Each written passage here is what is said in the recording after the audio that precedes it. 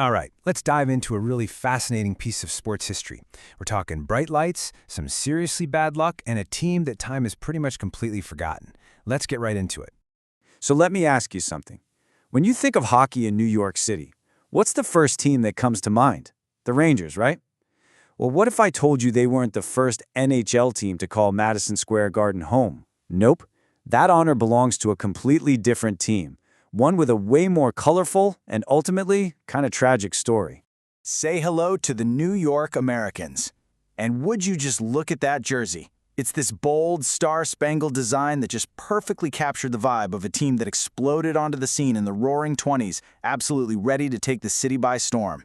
See, the story of the Americans is the story of being New York's first team, but almost immediately becoming its second favorite. Their whole existence is about being constantly overshadowed, literally from day one. To really get the Americans, you've got to go back in time. We're talking 1925, the absolute height of Prohibition. And this team's origins are tied directly to one of the era's most, let's say, notorious characters. And this is the man behind it all, the one and only Big Bill Dwyer. Now, Dwyer wasn't your typical team owner. Oh no. He was one of New York's biggest bootleggers. And he saw a pro hockey team as the perfect way to add a little legitimacy and a whole lot of flash to his empire. So how do you build a competitive team from scratch? Overnight?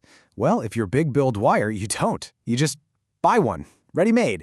He bought the contracts for the entire Hamilton Tigers team, a team that had just finished first in the league before going on strike for $75 grand and then gave them all huge raises. Instant team. And voila, here they are, the very first New York Americans team in 1925. They hit the league with a full roster of veteran talent and those absolutely unforgettable patriotic uniforms.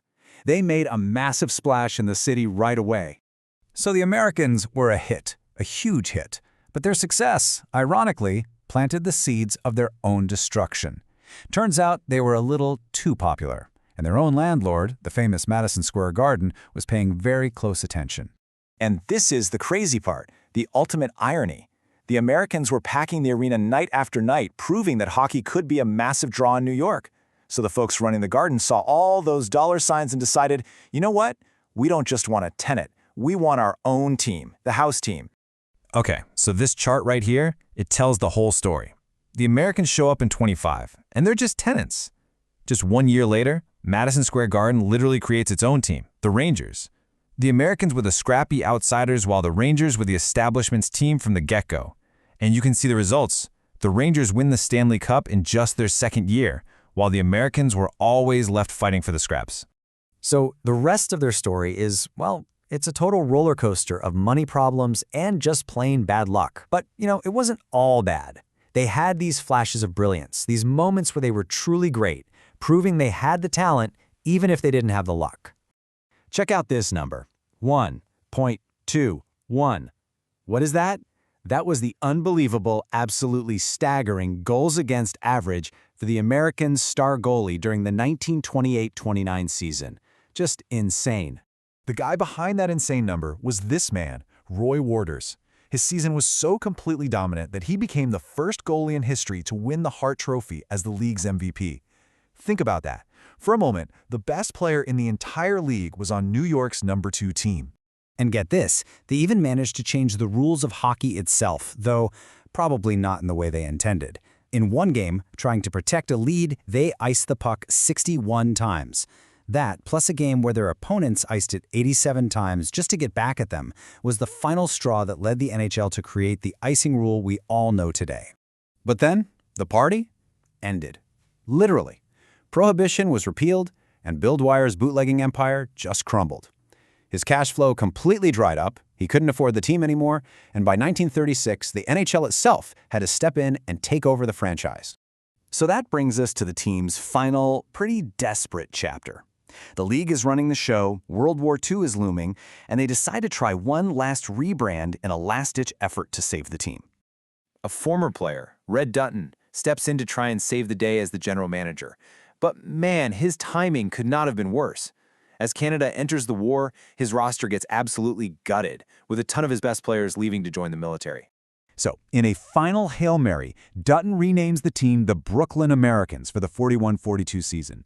He's hoping to find a new identity, a new fan base, and a new borough.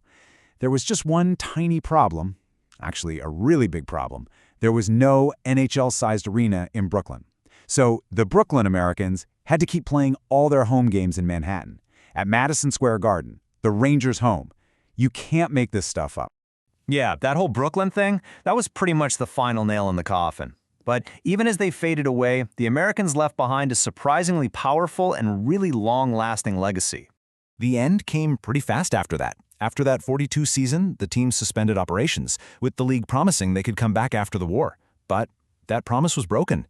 In 1946, the NHL officially and permanently canceled the franchise. They were gone for good. Red Dutton was, to put it mildly, not happy. He felt like the Rangers and their powerful owners at the Garden had conspired to push him out of the league.